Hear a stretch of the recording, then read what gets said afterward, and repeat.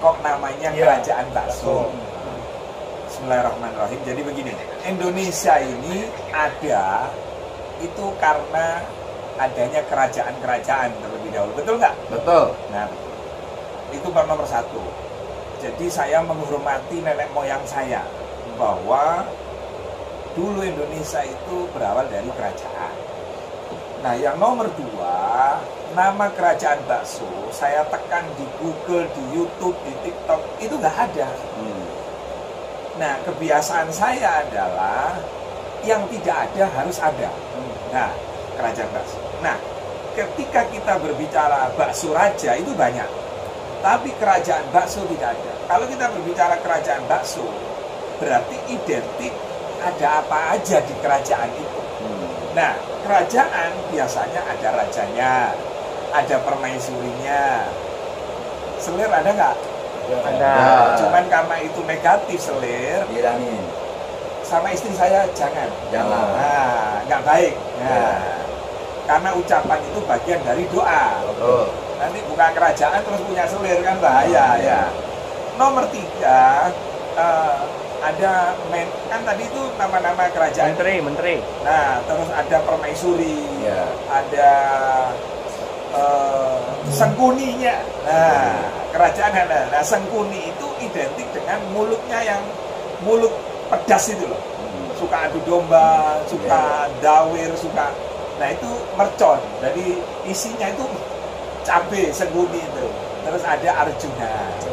Ya, terus kemudian ada prajurit yang harga 15.000. Dari 15.000 sampai 50. Itu aja sih kalau saya. Nah, jadi karena ini kerajaan, jadi kita mulai dengan sedekah. Nah, dulu kan raja-raja itu kan ada tuh raja yang rajin sedekah. Makanya hari ini grand opening diskon 50%. Ya.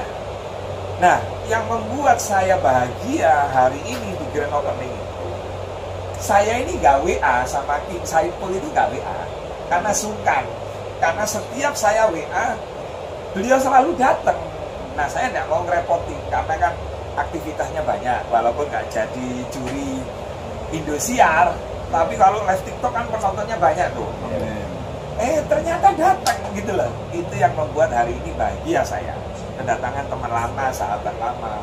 Jadi saya mengukur pertemanan itu bukan artis yang terkenal, kaya raya, enggak. Tapi Bang Ipul ini masih istiqomah, terutama dalam hal persahabatan, pertemanan. Nah, yang kedua dalam hal ibadah. Tadi kan di saat kamu makan bakso sampai habis minum sop duren, Bang Ipul keluar kan? Iya. Cari masjid.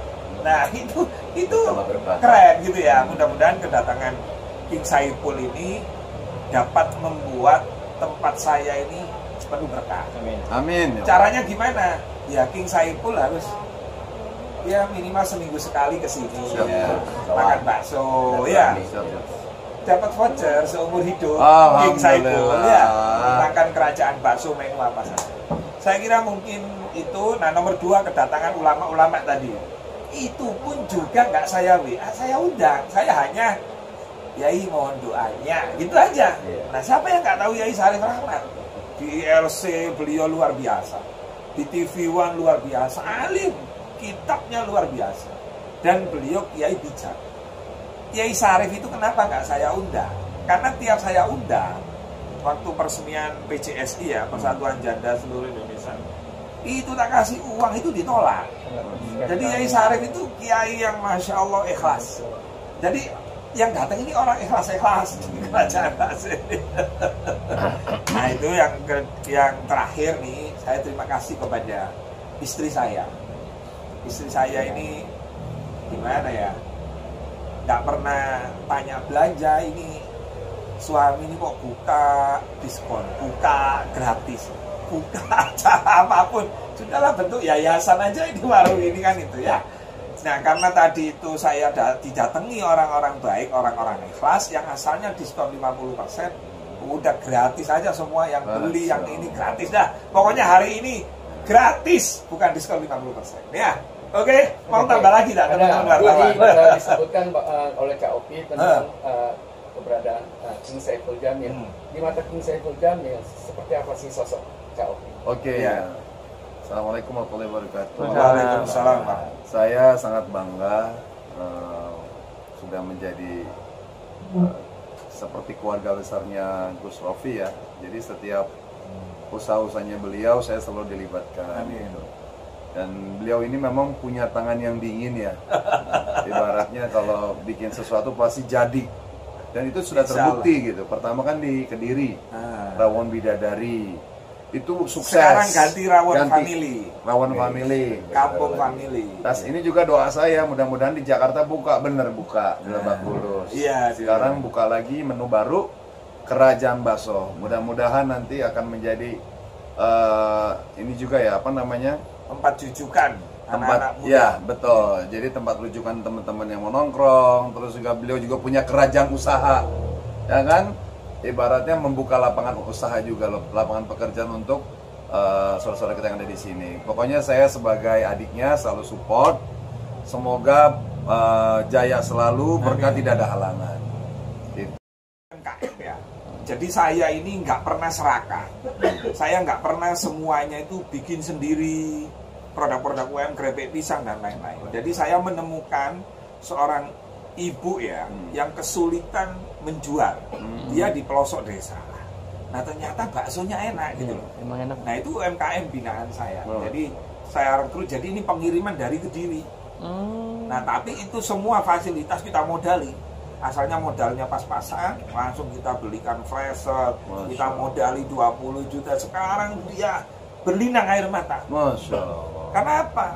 Ya karena saya langsung barang belum datang nyampe Jakarta, saya sudah beresin. Ini 20 juta buat belanja. Tapi macam-macam, ada mozzarella, ada sengkuni yang mercon, ada cincang, ada yang bakso tetelan, gitu kan. Saya minta tiap membuat bakso diawali dengan Bismillahirrahmanirrahim. Bila perlu ketika bikin Bismillah. Itu. Salawat ya Gus. Nah itu makanya bagi saya walaupun sekarang hujan lebat, kalau hitung-hitungan dagang itu rugi. Tapi kehadiran orang-orang ikhlas, teman-teman media, makanya tadi, ini kok orang-orang ikhlas nggak diundang kok datang? Udah gratis semua.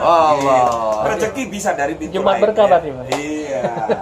Kita ini nggak hanya bicara Jumat Berkah, saya hari apapun berkah. Ya. Bang Ipul, kalau dari tadi makan bakso yang mana yang kebetulan saya baru coba menu yang besar tuh, bakso raja. Bakso raja. Rajanya aja udah enak. apalagi prajuritnya gitu kan. Nanti saya coba lagi. Pokoknya di sini rawonnya enak. Es durennya enak, sop durennya enak. Semuanya enak. Beliau nih benar-benar selera lidah semua gitu. Buburnya juga tahu sendiri lah teman-teman media itu ya. Pokoknya nggak diragukan lah rasanya lah. Gus, berarti Gus lagi fokus di kuliner ya.